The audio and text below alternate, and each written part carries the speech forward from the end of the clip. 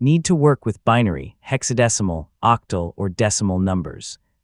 Windows Calculator includes a dedicated programmer mode that helps developers, students, and IT professionals perform number system conversions and bitwise calculations with ease. Yeah, in this guide, I'll show you how to use programmer mode in Windows Calculator in 2026. First, open the Calculator app from the Start menu or by searching for it in Windows Search. Once the app is open, you're ready to switch to programmer mode. Click the menu button in the upper left corner and choose Programmer. The interface will change to display programming-related functions and number base options. Enter a value in one number system, then switch between binary, octal, decimal, and hexadecimal to see the equivalent values instantly. Yeah, this makes it easy to convert numbers without using separate conversion tools.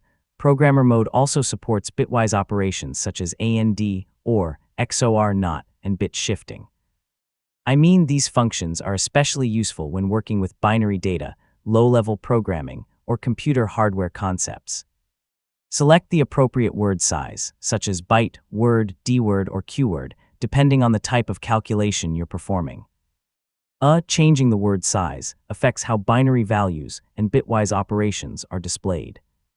For faster work, enter values directly from your keyboard and use the History panel to review previous calculations. You can also resize the calculator window and keep it open while programming or troubleshooting code.